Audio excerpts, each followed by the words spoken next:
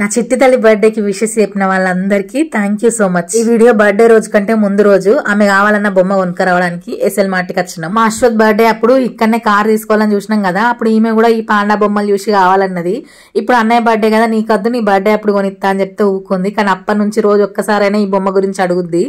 ఇప్పుడు ఈమె బర్త్డే అని తీసుకురావడానికి వచ్చినాం. లంచ్ బాక్స్ బ్యాగుల కోసం మేము ఎప్పుడు పోయే బుక్ సెల్లర్కి పోతే రాజన్నగుడి పనులతోటి రోడ్ అంతా ఎక్కడికక్కడ బ్లాక్ అయింది.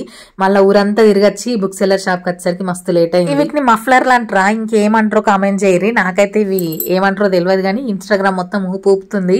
ఈమెకు కూడా ఒకటి తీసుకొద్దామని చూసినాం, కానీ కొంచెం చెవులో పెట్టుకునే దగ్గర గట్టిగా ఉంది, ఒతకపోతుందని తీసుకురాలేదు. అక్కడ నుంచి స్వీట్ షాప్కి వచ్చినాము. ఎందుకు వచ్చినామంటే ఈ ఫోటో చూడరి.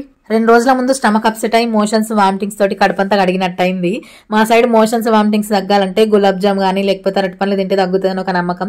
మీ సైడ్ కూడా ఇట్లాంటి నమ్మకాలు ఉన్నాయి, ఇట్లా తింటారా అనేది కామెంట్ చేసి చెప్పు. అక్కడ నుంచి ఫోన్ తీసుకోవడానికి వచ్చినాము. సంగీతకి లాట్కేనాము, ఇంకా మా షాప్లకు తిరిగినాము. తిరిగి నచ్చింది. ఒప్పో ఇది ఉండదు A5X 5G ఫోను నాకు బాగా నచ్చింది. అది బడ్జెట్లో మంచిగా ఉంది. ఈ ఫోన్ ఎవరికి ఏంటిది అనేది నేను రేపటి వీడియోలో చూపిస్తాను. అక్కడ నుంచి చెప్పుల షాప్కి పోయి చెప్పులు తీసుకొని ఇంటికి పోయినాము.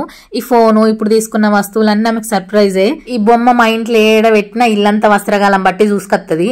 ఆమెకు తెలియకుండా ఉండాలని కార్ డిక్కీలో పెట్టాలని మా ఆయన ఐడియా ఇచ్చిండు. నాకు కూడా అదే కరెక్ట్ అనిపించింది. రేపు ఆమె బర్త్డే వీడియోలో ఇవి ఇచ్చినప్పుడు ఎట్లా ఫీల్ అయింది అనేది రేపటి వీడియోలో చూద్దాం. అంతవరకు వీడియోకి ఒక లైక్ చేయరి.